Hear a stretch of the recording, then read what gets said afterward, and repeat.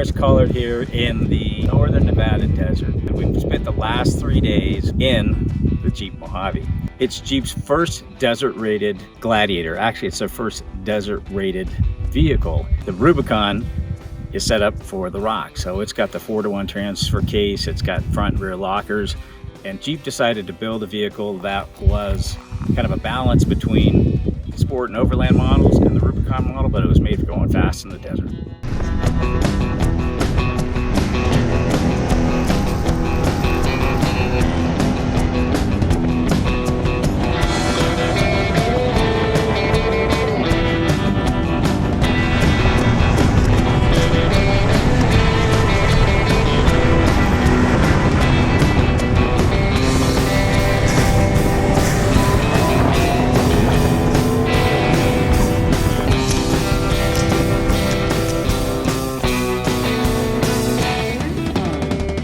So they did some just subtle changes on the outside of the vehicle. Otherwise, basically it's a Gladiator. So on the front here, we've got these orange tow hooks, kind of like a powder coated orange. It also has the forward-facing off-road camera, which is kind of cool, and it's got a washer with it. The hood is different than the Rubicon hood. So the hood actually has a center scoop on it rather than the Rubicon that had the two side scoops. It's aluminum. This was designed for structural integrity and airflow for the motor. We walk around the other side. Obviously, we've got the Mojave graphics, the badging, the desert rating badging. Actually, it's interesting because it's not on the passenger side of the vehicle. I think they should add that. It's actually on the driver's side. Looking down below, we've got the Rubicon or Jeep Performance Parts rock rails. We call them sand rails now, I think.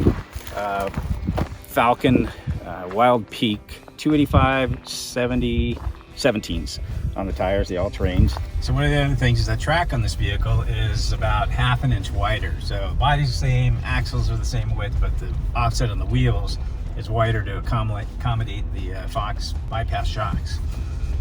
The other thing is the front end sits a little bit higher. We were running across some areas where you need rollers that drop into the sand track, and you feel you can go over them with confidence knowing that you've got 11.6 inches of clearance under the axles. And in the back here, we've got loads of room. This is a great thing about this vehicle. It's a truck, and I'm kind of a truck guy. So we got loads of room in the back for like all of our gear. I love the fact that, you know, it's got the standard 110 volt plug in the back for my Black Forest cooler.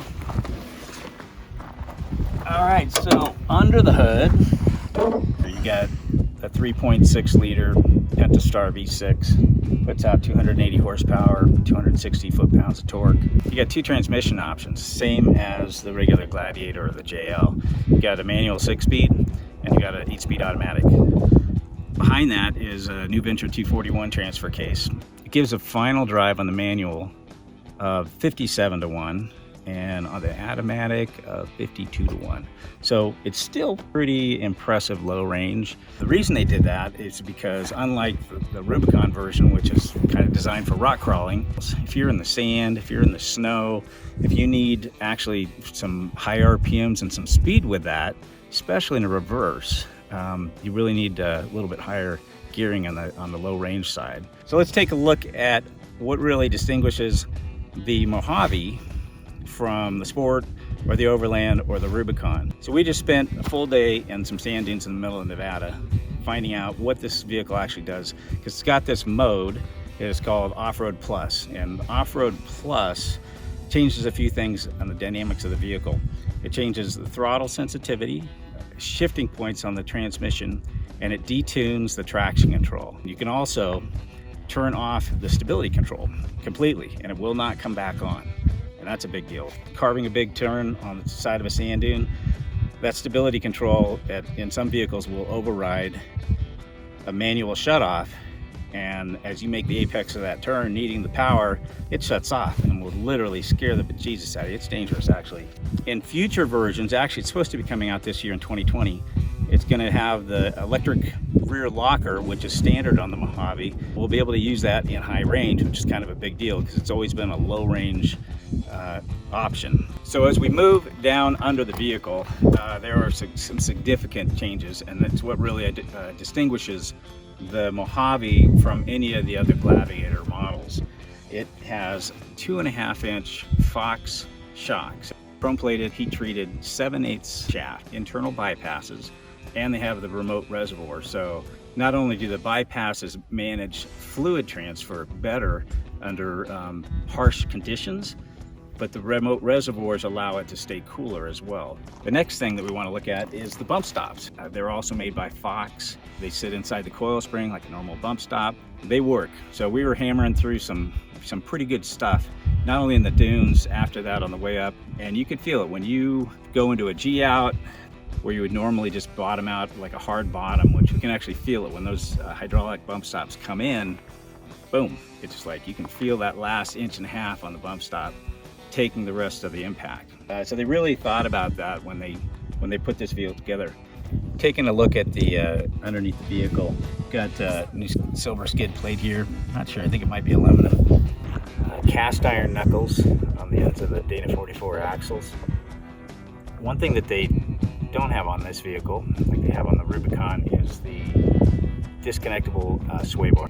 If we move towards the back, the rear axle's been updated. It's still like a Rubicon 44, but they increased the tube thickness on the axles, so it's set up to be a little bit more heavy duty. We're told that it's like from a 1.25 ton.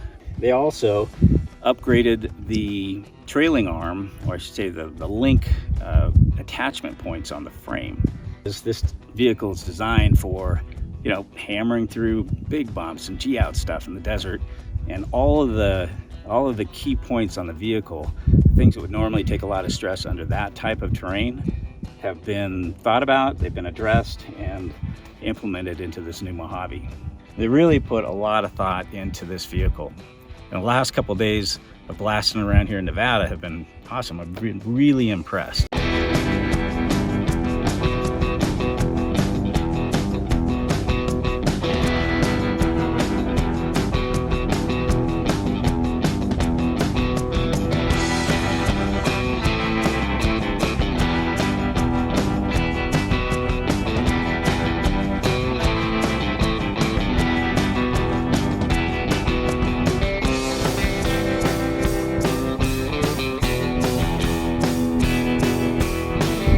There are times like right now when I'd be wishing that I had a Hemi in this. That would be a pretty awesome upgrade to this vehicle. You got all that suspension travel, you got a locker in the back, some really good Fox bypass aluminum shocks, remote reservoirs, 11.5 inches of travel. Throw a Hemi in that equation, and man, you got a desert